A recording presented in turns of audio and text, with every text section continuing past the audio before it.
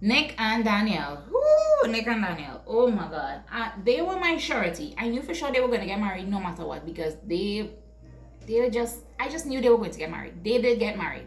She said yes, he said yes. But these are my notes, okay? He makes his own toothpaste and body wash. Red flag. Actually, it's not a red flag entirely, because I know like organic things are good for your teeth and good for your body. I get it. But still, we are in 2022. Like, it's not necessary, but I understand it. He even said he's a hippie. I can't get vexed at you for that. And the first night, they had sex. And I saw him pick her up in a scene. I'll see if I can get the clip and I'll put it in for you. He picked her up in a scene before they had. I was like, ooh, Nick, you about to get it in? I was like, oh my God. And that they definitely did. They had sex on the first night in Cancun. Very much so, very much so. But Danielle has serious trust issues. Because when Nick went to the gathering of the crew, the first time everybody was seeing each other, which we will discuss shortly, Nick, he went in because she was sick. She couldn't go. He went in by himself. All the other couples were there and everybody was having a good old time.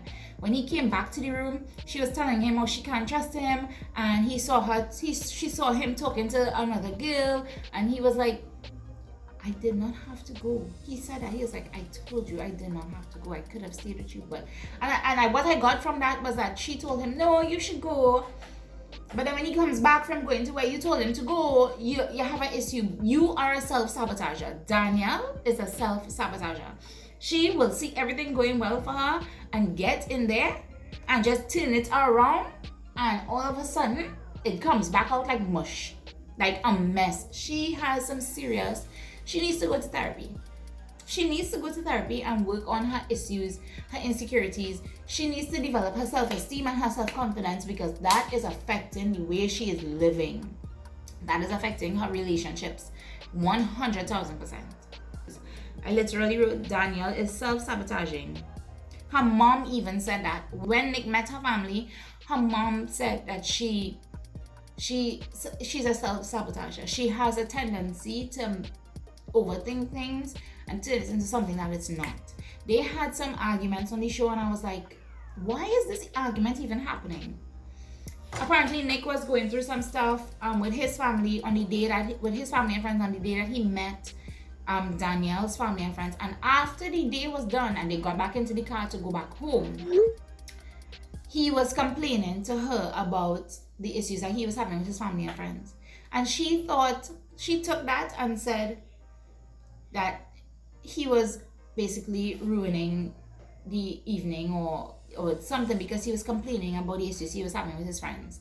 And I was like, my good girl, unless he just drug your entire family into the complaint, he's talking to the person he's engaged to. Who do you expect him to talk to when he has a complaint about an issue that's going on between him, his family, and his friends?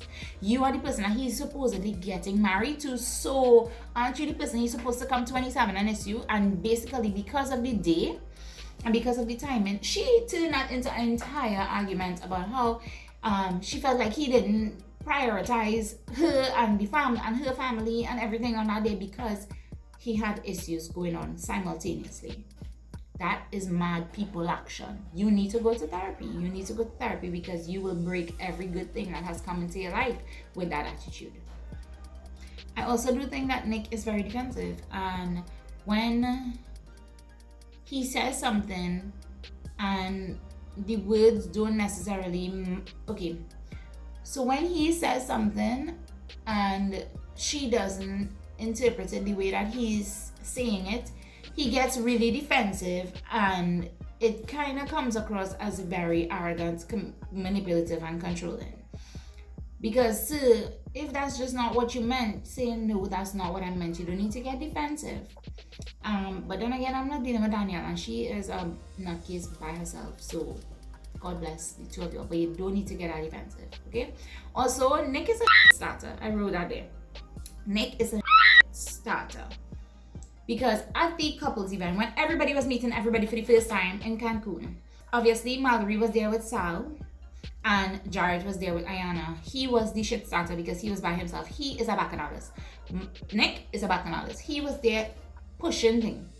He was telling Jarette he needs to go talk to Mallory and all of these things, and he was asking where was Shayne and Kyle because they had broken up. Shayne had left Cancun at that time.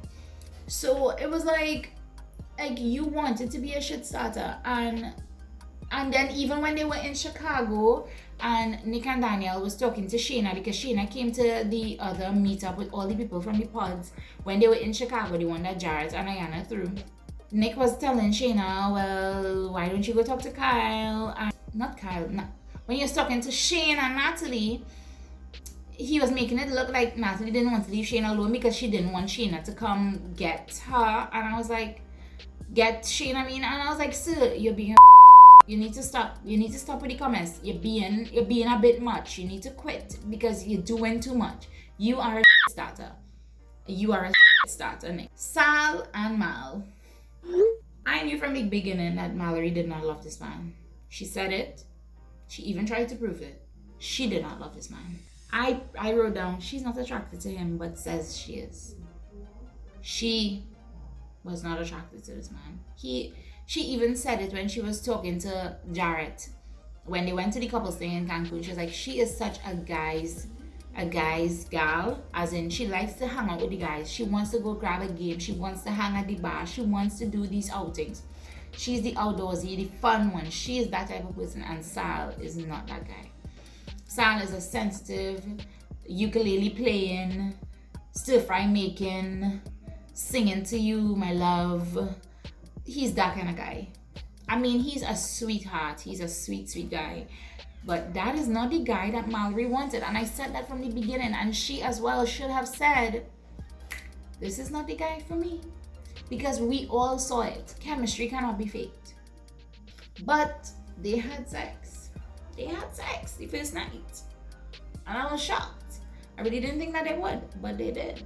So clearly she thought the suave sexiness was doing something. But the rugged sexiness that she wanted, it wasn't there. I wrote, Mal was talking to Jarette and said he's not someone. And this is what solidified my point about the fact that she did not love this man. She was talking to Jarette and she said he's not someone she would go for on the outside, and she doesn't know if she's ready for marriage. At that point, you should have said it's a wrap. Because he's not your type. You are not attracted to him like that. The way, like, you are very fine. You are sexy as hell, Mallory. I love your body. You have really nice curly hair, nice eyes, really pretty features. You're a nice girl. But baby, you are not attracted to this man. Even though I think you grew to love all of his characteristics because you were willing to say yes at the altar and he said no. You grew to love all of his characteristics, but I do not think that physical attraction thing, it wasn't there, and it was maybe like a 70%.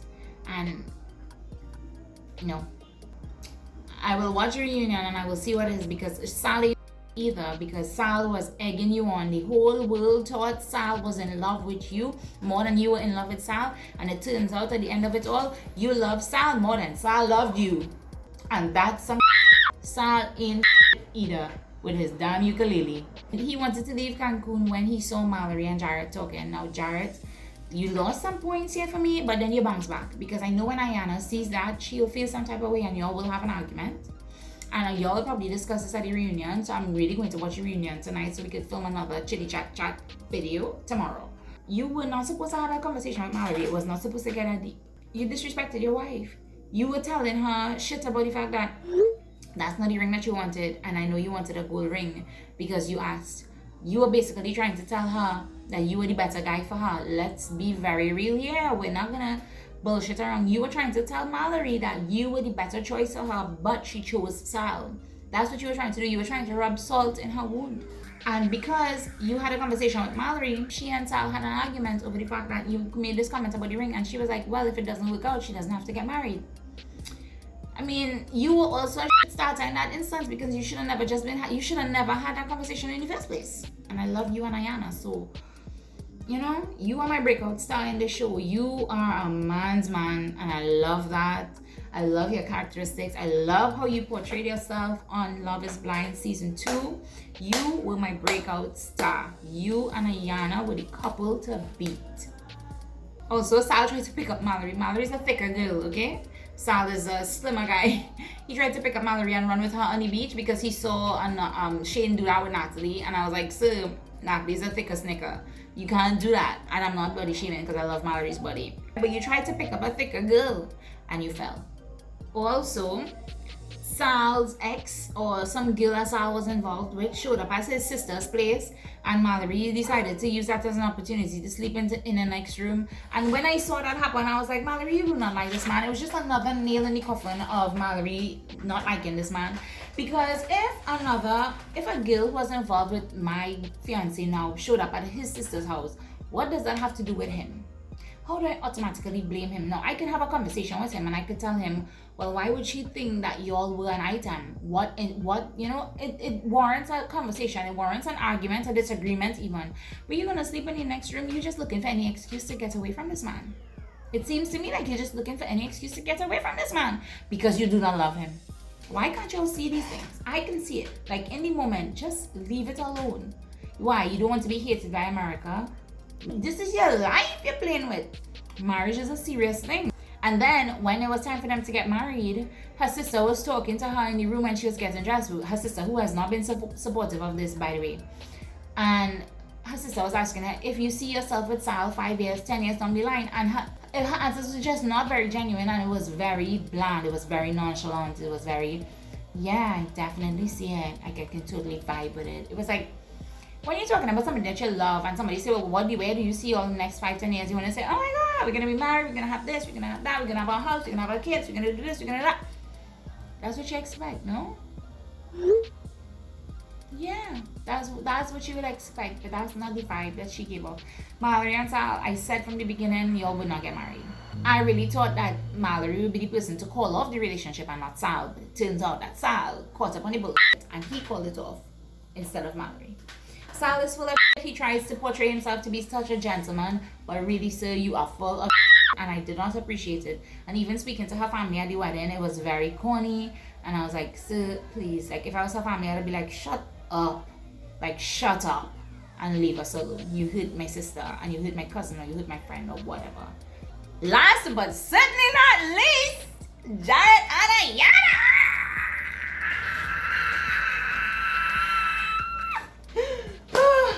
When I tell y'all, I had nothing but good feelings about Jarette and Iyanna. From the get-go, I was like, this is the freaking couple. I literally wrote Jarette and Iyanna. I love them so much, exclamation mark, exclamation mark. Their personalities complement each other. Their connection is amazing. These are my notes, guys.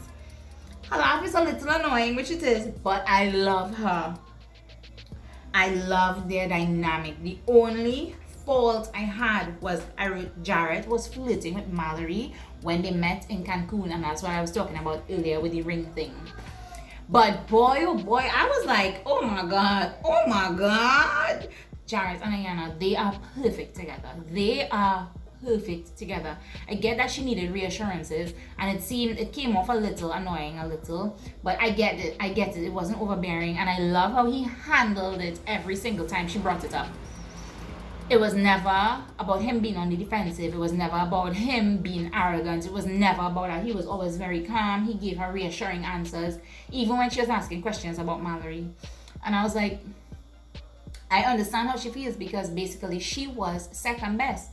Even though he could say it a million times, and even though I told him that was his wife from get-go, but he didn't want to listen to Auntie over here.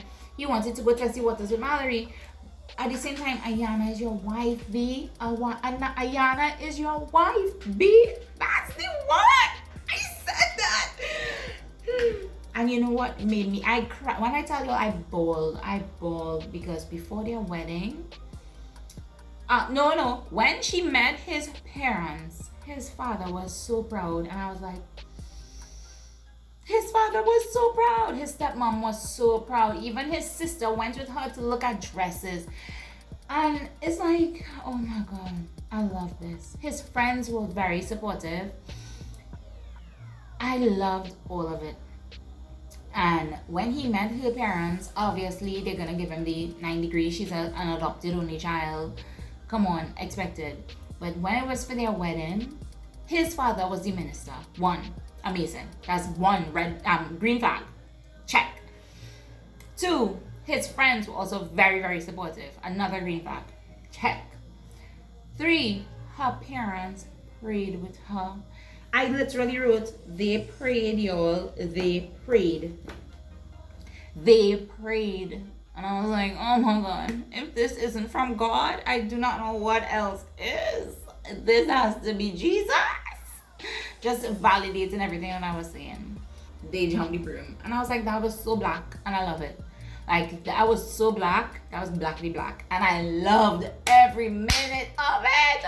I literally wrote perfection. And then I have circled here, I cried. Because I cried. I bawled. I cried. Like if it was my sister getting married and my brother getting married. I cried. I was so freaking happy for them. I was so happy. I was so happy. And also Shayne is a total douchebag. I just come back to this because I remember for their bachelor party, he was saying that Salvador wouldn't even be able to hit the ball, and he didn't hit any of them. And I was like, sir, and one of his friends was like, you didn't used to play ball in college? Like, come on. He's trash. Trash human. Shayne is a trash human. And if I do find out that he's with Shayna, an even trashier person. But let's end on a high note because freaking Iyanna and Jarette, I love y'all. I wish y'all nothing but happiness. And I know Iyanna wants to do her masters and all these things, but girl, this platform that you have gotten is going to propel you so far. And I hope that you take all of the opportunities that it gives you, and I hope you turn it into gold because you deserve it. Because your story it was rough, sis. And you deserve the happiness. You deserve every happiness. And I love that Jarette said, I'm going to make you so happy. Like, that kind of love? Who doesn't want that kind of love? A man that's literally saying, my goal in life is to make you happy. Who doesn't want that kind of love? Who does not want that kind of love? They are the epitome of black love. And I absolutely love it. Let's end on a high note, guys. That's my wrap up for marriage on Love is Blind. I have to now go watch the reunion. And we'll have another chit chat, and I'll most likely do makeup in that video. I didn't even finish packing. I have to go do that again. Oh my God. I love y'all. Thank you so much for coming back to my channel. I hope y'all enjoyed my recap of Love is Blind. They're married and we love that. We love over here. We love new people. So if you have not subscribed to the Facemeetstracell family yet, please subscribe and click the thumbs up button because a like goes a long way for me and it does not hurt you at all. Also, subscribe and turn on your bell notification so you will be notified when I post my next Love is Blind recap. I love y'all. Thank you so much for your support. There are 2 other videos here if you're looking for another video to look at. I love y'all. Stay safe and stay sweet. Remember, we're still in a pandemic. I love y'all and I'll see y'all at the next one.